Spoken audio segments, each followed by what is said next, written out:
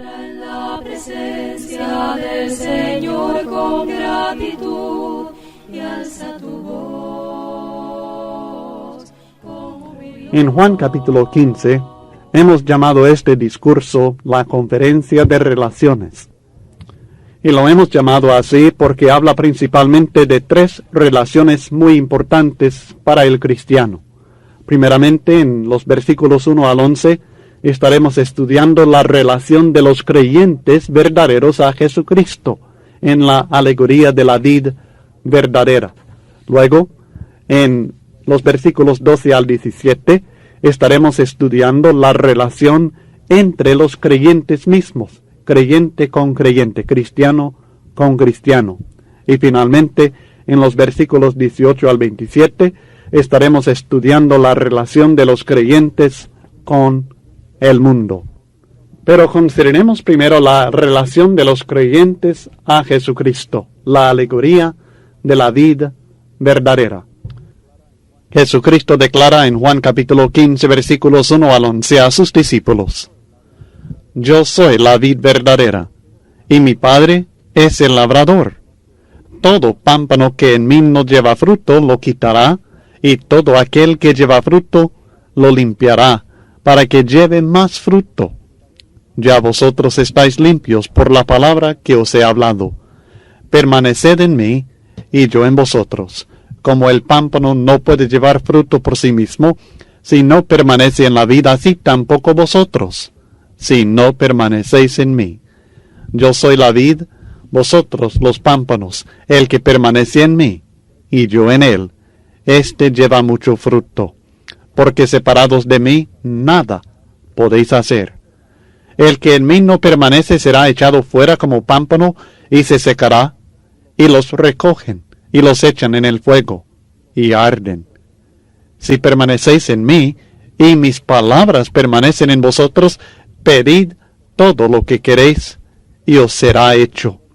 En esto es glorificado mi Padre, en que llevéis mucho fruto y seáis así mis discípulos.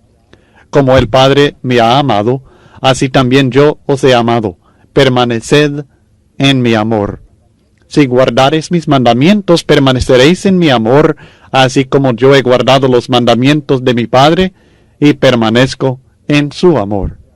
Estas cosas os he hablado, para que mi gozo esté en vosotros, y vuestro gozo sea cumplido. La lección principal en esta alegoría de la vid verdadera es: así como el pámpano lleva fruto solamente cuando permanece en la vid, de la misma manera los cristianos llevarán fruto espiritual solamente cuando permanecemos en Cristo. Cristo está exhortando a sus discípulos de esta manera: permanezcan en mí para poder llevar fruto en abundancia, sencillamente. En esta alegoría de la vida encontramos a dos grupos. Son dos grupos simbólicos: los pámpanos que permanecen en Cristo y llevan fruto, y los otros pámpanos que son aquellos que no permanecen en Cristo y no llevan fruto. Y a estos dos grupos les sucede eventos diferentes. A los que permanecen en Cristo y llevan fruto, son limpiados. Y los que no llevan fruto son quitados, se secan, los recogen y los echan en el fuego y arden. Pero si preguntamos acerca de la identidad de estos dos grupos simbólicos, aprendemos que claramente su relación con Cristo, su relación con la vid, se decide por su reacción a la palabra de Cristo. En el versículo 3 dice: ya vosotros estáis limpios por la palabra que os he hablado. También en este mismo capítulo aprendemos en el versículo 7: si permanecéis en mí y mis palabras permanecen en vosotros, pedid todo lo que queréis y os será hecho. En el versículo 10 nuevamente dice: si guardareis mis mandamientos, permaneceréis en mi amor. Claramente, la relación que tenemos nosotros con Cristo depende de cómo nosotros reaccionamos, cuál es nuestra actitud hacia su enseñanza. Los que permanecen en la vid, los que permanecen en Cristo, son aquellos que reciben su palabra. Son aquellos que permanecen en su palabra. Son aquellos que guardan los mandamientos de Cristo. Los que no permanecen en la vid, o sea, los que no permanecen en Cristo y no llevan fruto, son aquellos que no permanecen en su palabra, ni obedecen sus mandamientos. De esta alegoría realmente sencilla, hay muchas lecciones prácticas muy importantes para nosotros. Primeramente, es imposible permanecer en Cristo sin llevar fruto. Si nosotros permanecemos en Cristo, vamos a llevar mucho fruto. Juan 15 y el versículo 5.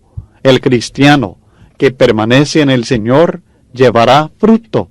Se notará en su vida. Segundo, aparte de Cristo y de la palabra de Cristo, nosotros morimos espiritualmente y estamos destinados al castigo. Tercero, el cristiano que no lleva fruto sencillamente no es aceptable a Dios. Dios lo rechaza, lo echa fuera. Juan capítulo 15 versículos 2 y 6. Cuarto, el Padre Celestial nos ayuda a llevar más y más fruto. Cuando nosotros permanecemos en Cristo y llevamos fruto, el Padre nos ayuda para que llevemos más fruto, sea el fruto del Espíritu, el de la obediencia, para que seamos más obedientes, o el fruto de la multiplicación espiritual, o sea, el ganar almas por la enseñanza del Evangelio. El Padre nos ayuda a ganar más almas, o el fruto del amor. En cuanto amamos, Él nos ayuda a amar más. Quinto, sin Cristo no podemos hacer nada, pero con Él hay mucho que podemos hacer, todo que esté de acuerdo con la voluntad de Dios. Sexto, la palabra de Cristo es aquello que nos limpia, es decir, que nos prepara para llevar mucho fruto.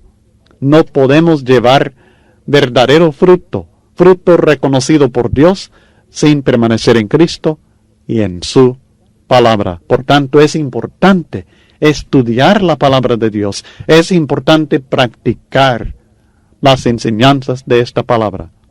Octavo, es posible caer de la gracia.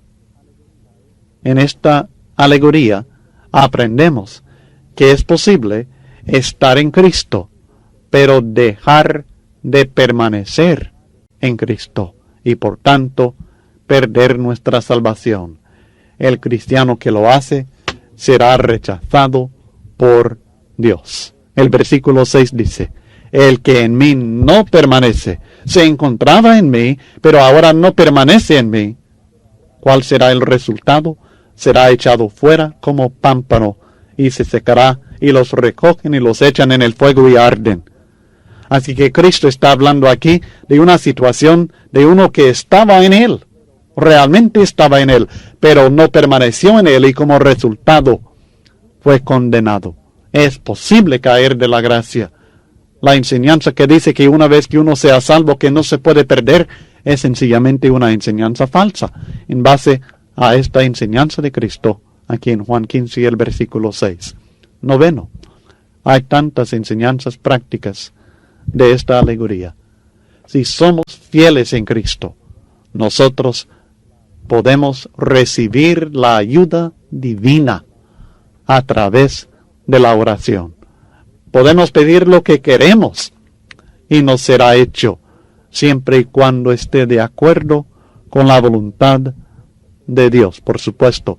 O sea que es necesario permanecer en Él y que sus palabras permanezcan en nosotros, que estemos en acuerdo con su enseñanza, con su voluntad, y en esta base a la voluntad de Dios, lo que nosotros querramos pedir nos será hecho. Luego, aprendemos también que el propósito de este fruto espiritual que nosotros llevamos no es para gloriarnos nosotros, sino para que Dios sea glorificado. Juan 15 y el versículo 8. En esto es glorificado mi Padre, en que llevéis mucho fruto, y así seáis mis discípulos. El verdadero discípulo, por consecuencia, lleva fruto para la gloria de Dios. También a la luz de esta alegoría, aprendemos que es muy, pero muy importante permanecer en la doctrina de Cristo, en su enseñanza. De otra manera, perdemos nuestra comunión con Él y nuestra capacidad de llevar verdadero fruto para su gloria. Y cuando lo hacemos, cuando permanecemos en Cristo y llevamos fruto, pleno gozo es nuestro. Juan 15, versículo 11. Estas cosas, esta alegoría, esta enseñanza, os he hablado para que mi gozo esté en vosotros y vuestro gozo sea cumplido. Cristo quiere que nosotros tengamos gozo perfecto, gozo completo. Y este gozo está disponible cuando nosotros acatamos la enseñanza que Él nos presenta en la alegoría de la vid verdadera. A veces nosotros cometemos el error de decir que vamos a ser fieles en Cristo si es la voluntad de Dios. Es, mi estimado, es la voluntad de Dios que nosotros seamos fieles. Él nos manda permanecer en Cristo. Depende de nuestra voluntad el cumplir con este mandamiento de Dios. El texto no dice que nosotros no podemos hacer buenas obras si Dios no quiere. Fíjese bien. Yo soy la vid, vosotros los pámpanos, el que permanece en mí y yo en él. Este lleva mucho fruto, porque separados de mí nada podéis hacer. Juan 15, versículo 5. La enseñanza es que Dios quiere que nosotros hagamos buenas obras. La enseñanza es que nosotros no podemos hacer obras aceptables a Dios excepto en Cristo, con su ayuda y según su voluntad. No enseña, lo quiero repetir 3 veces, no enseña la predestinación. Cristo no está diciendo que el Padre ha decidido que ciertas personas no podrán estar en Cristo y que otras sí pueden. Está enseñando que únicamente los que están en Cristo pueden hacer obras que Dios acepta. En el versículo 10 de Juan 15 se introduce la relación entre nuestro amor a Dios y su amor por nosotros. Si guardareis mis mandamientos, permaneceréis en mi amor, así como yo he guardado los mandamientos de mi Padre y permanezco en su amor. Entendamos, porque el orden es muy importante. Lo primero es el amor del Señor. Él nos ama a nosotros. 1 Juan capítulo 4 versículo 19 enseña esto mismo. El texto dice: nosotros le amamos a Él porque Él nos amó primero. Nosotros no amamos sencillamente por nuestra propia voluntad, sino porque Dios nos ha amado a nosotros primeramente. Segundo, nuestro amor, que resulta del suyo. O sea que nosotros amamos porque Él nos ha amado. Y este amor nuestro se manifiesta cuando nosotros guardamos los mandamientos de Cristo. Juan capítulo 14, versículo 15, Cristo dijo: si me amáis, guardad mis mandamientos. En el versículo 21 de Juan 14 declara: el que tiene mis mandamientos y los guarda, ese es el que me ama. Y lo repite nuevamente en los versículos 23 y 24 de Juan capítulo 14. El amor hacia Cristo se manifiesta cuando guardamos sus mandamientos. Tercero, esta obediencia a Cristo hace que permanezcamos en su amor. Recibimos, por tanto, continuamente este amor divino con todas las bendiciones que trae. Si guardareis mis mandamientos, permaneceréis en mi amor, así como yo he guardado los mandamientos de mi Padre y permanezco en su amor. Pero entendamos, el amor de Dios precede y crea nuestro amor hacia Él. Luego, el amor de Dios acompaña nuestro amor, sigue nuestro amor y crea más amor. Es un ciclo de amor comenzando con el amor de Dios. Dios nos ama, por tanto, le amamos. Por tanto, le obedecemos. Como resultado, Él nos ama aún más. Y le amamos a Él más. Y somos más obedientes. Como resultado, nos acercamos más a Dios y Él a nosotros y nos ama. Y así, consecuentemente, así es el ciclo de amor maravilloso que nosotros experimentamos cuando conocemos el amor de Dios y respondemos con amor hacia Él. Sí, la Biblia enseña que hay una relación especial entre aquellos que aman a Dios y que guardan sus mandamientos, una relación que no conocen aquellos que no aman a Dios. En los versículos 1 a 11 de Juan capítulo 15, la alegoría de la vid verdadera presenta principalmente la relación de los creyentes a Jesucristo.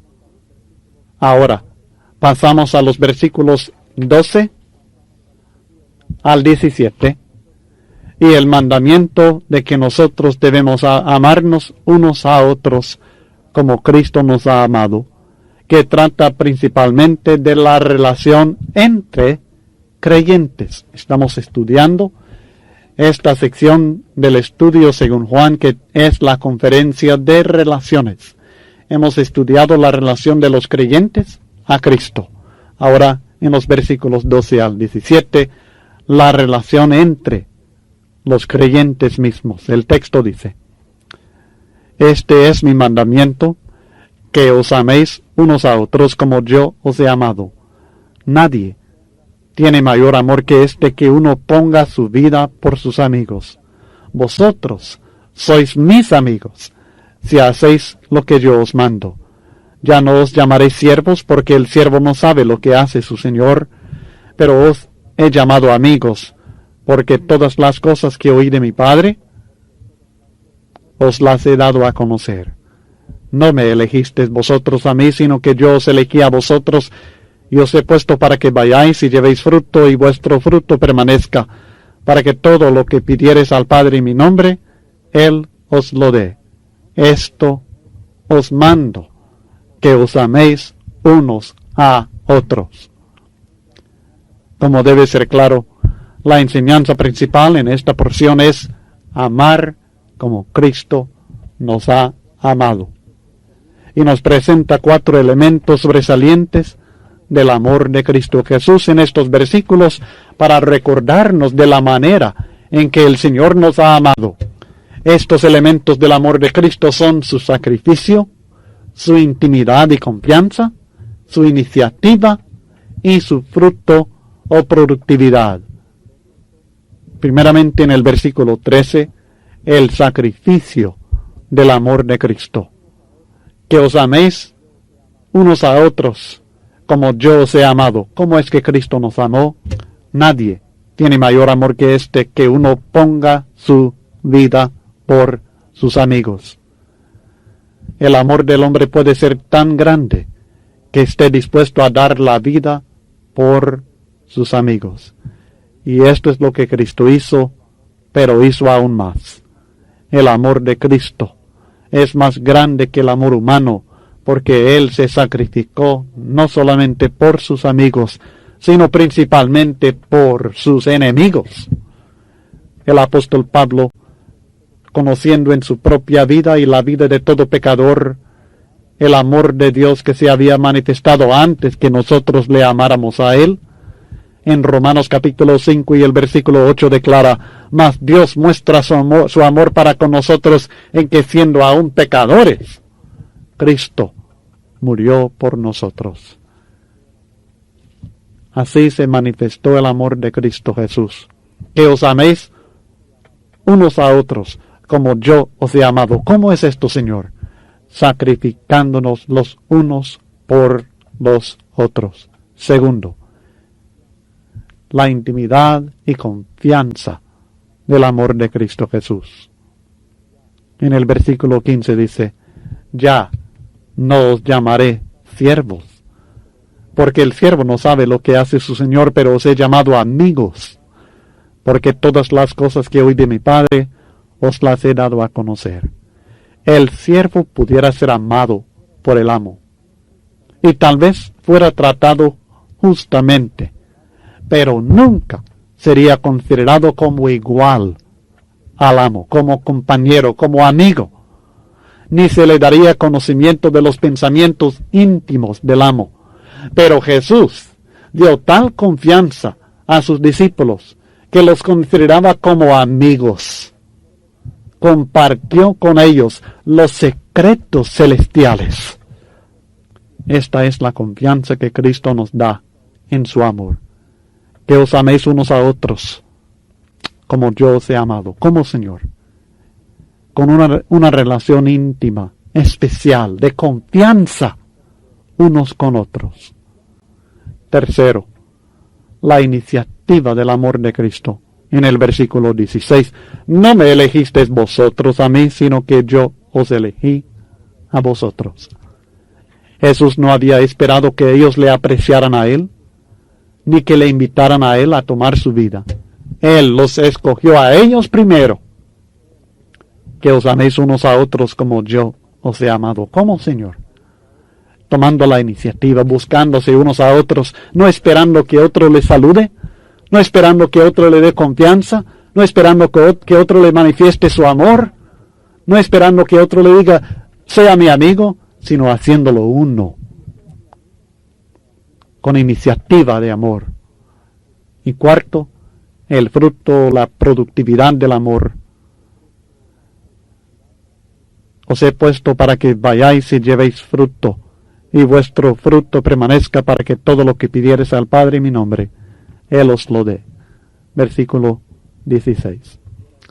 El amor de Cristo era el secreto de la eficacia de sus discípulos.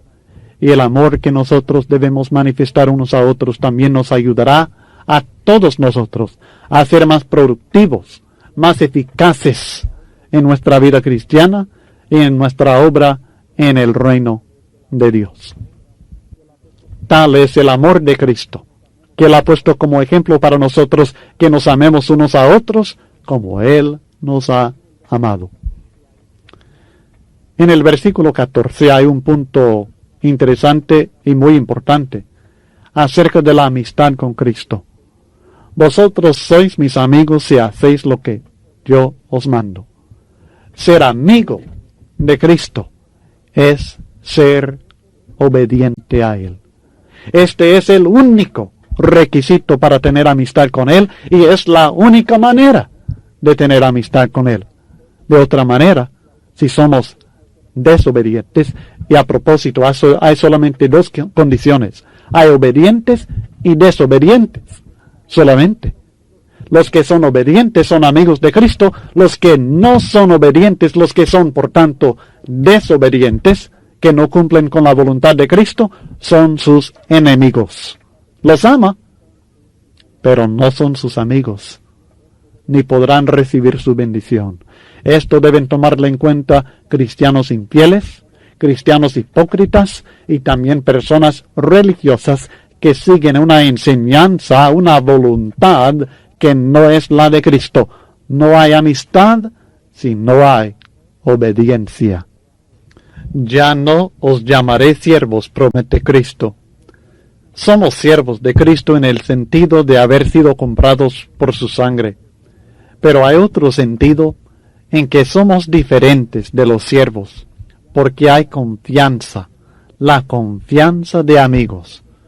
Sin embargo, debemos recordar siempre que nosotros no buscamos esta amistad primeramente, sino Cristo. La promesa que encontramos en el versículo 16, que nosotros podemos pedir todo en el nombre de Cristo Jesús y recibirlo.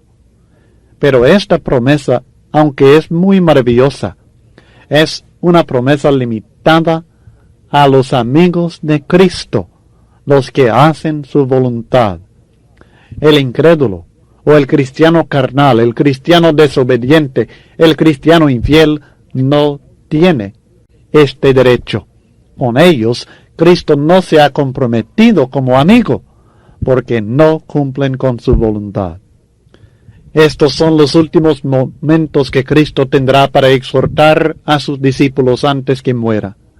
Y es interesante notar su preocupación por asuntos de mayor importancia: el amor entre ellos mismos, la obediencia a su palabra, la fidelidad a su doctrina, la oración en su nombre. Estos son factores importantes en la vida del cristiano, la vida del discípulo de Cristo Jesús, y son los factores que Cristo está enfatizando en estos últimos momentos que tiene para exhortar a sus discípulos poco antes de su muerte.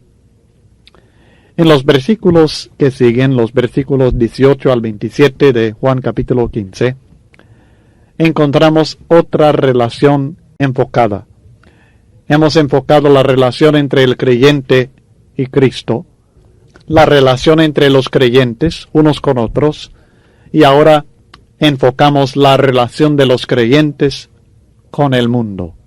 El texto bíblico dice: si el mundo os aborrece, sabed que a mí me ha aborrecido antes que a vosotros. Si fuerais del mundo, el mundo amaría lo suyo, pero porque no sois del mundo, antes yo os elegí del mundo, por eso el mundo os aborrece. Acordaos de la palabra que yo os he dicho: el siervo no es mayor que su señor. Si a mí me han perseguido, también a vosotros os perseguirán.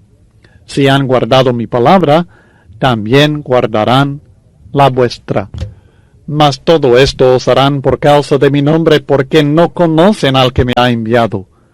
Si yo no hubiera venido, ni les hubiera hablado, no tendrían pecado, pero ahora no tienen excusa por su pecado. El que me aborrece a mí, también a mi Padre aborrece. Si yo no hubiese hecho entre ellos obras que ningún otro ha hecho, no tendrían pecado, pero ahora han visto y han aborrecido a mí y a mi Padre.